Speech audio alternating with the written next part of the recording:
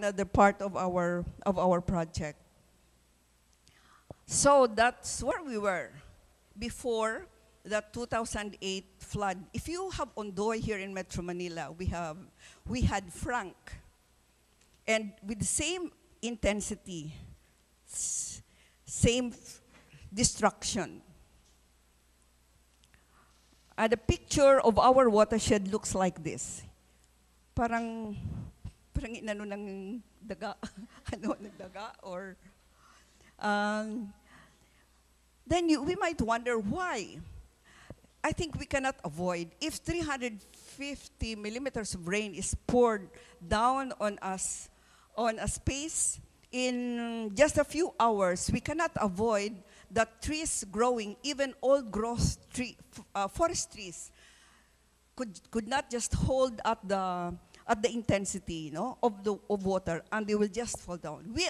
We don't have the technology of the Igorots, the rainwater harvesting technology in Benguet. That's, terraces. They're also rainwater harvesting technologies. Imagine they catch rain, those terraces, and even if there is an extra amount of rain falling, at least the water coming down to the river, the velocity is reduced because it has to go down to the next level, to the next level, to the next level.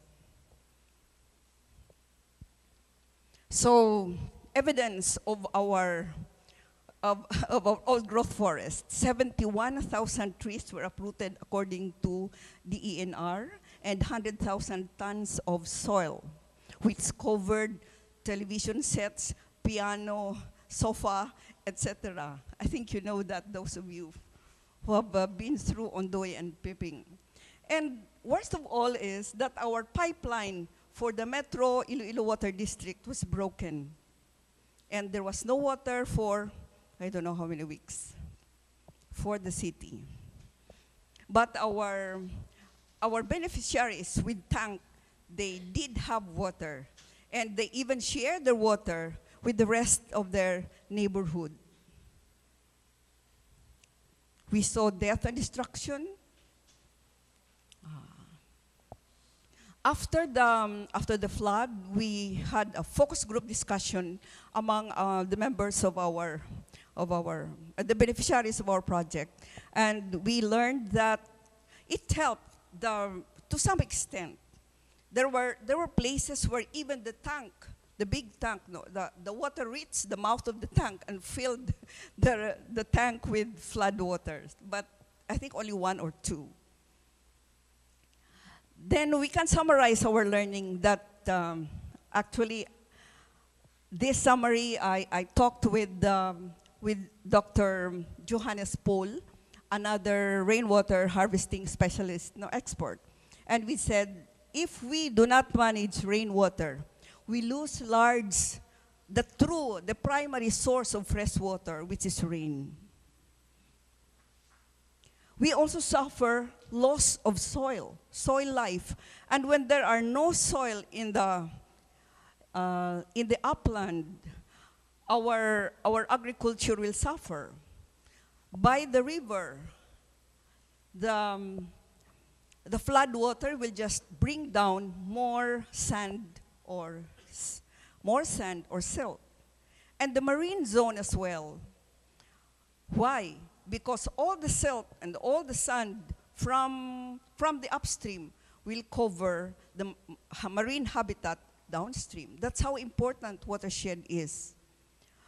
In fact, in Iloilo City, 2 kilometers of corals were covered already by silt, and we have lost our fishing industry. And if we know how to manage rainwater, if we do not know, we will have more flooding in the cities. I feel that our experience in Iloilo is just a microcosm of what's happening in the country. This is an ESSC map. No? If you look at how we denuded our land, 1900 to 1970, that's 70 years, and we lost 34 or 30, 34% of our forest. 2000, only a span of 30 years, and we lost also more or less 30%. So if Iloilo there is getting only 2% of the forest, how about the rest of the country? More or less the same. And with the impact of climate change, we will suffer more of Piping and Ondoy and Frank. I hope not very soon.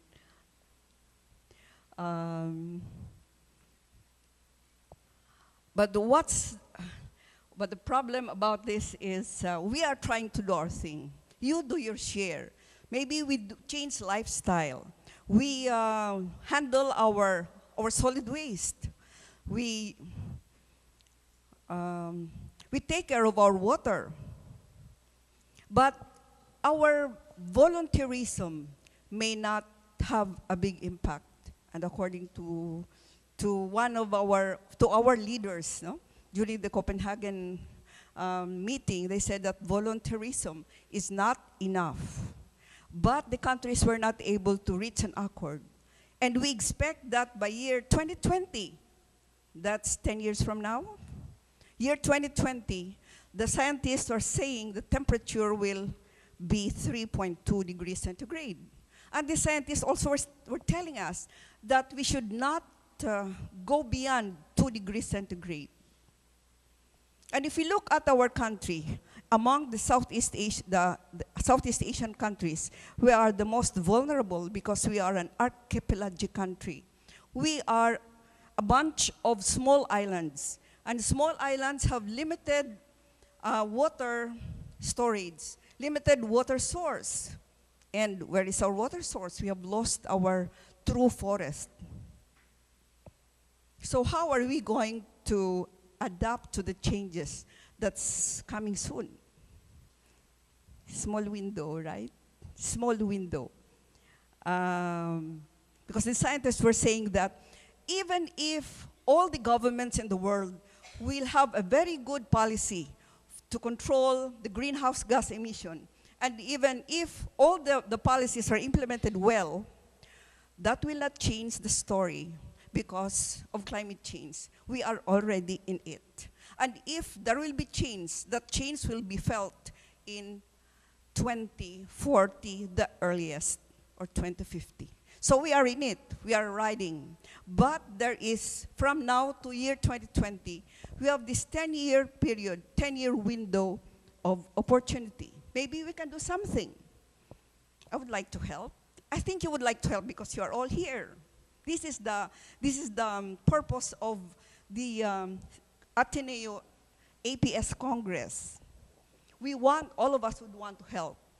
And my offering is, after this we are going to discuss, my offer, can we use rainwater harvesting and integrated watershed management as just an entry point to what you would like to do, what I would like to do as well. So I hope I'm not dreaming. I hope you'll wake me up that this is not just a dream. This rainwater harvesting and watershed management, this is not just a dream. So maybe we can all wake up and dance. Thank you, Dr. Salas. May I request you to please stay in the front, Dr. Salas?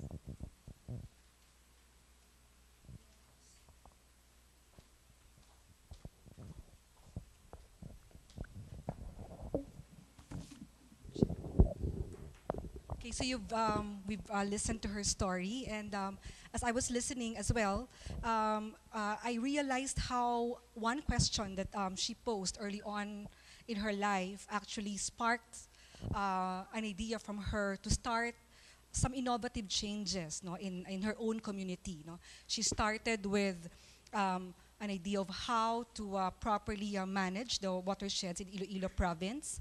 There were some obstacles along the way, and of course, we've heard that yes, they wanted to plant trees, and upon the advice of the Department of Environment, they were able to create changes, no, and plant a lot of trees in their area.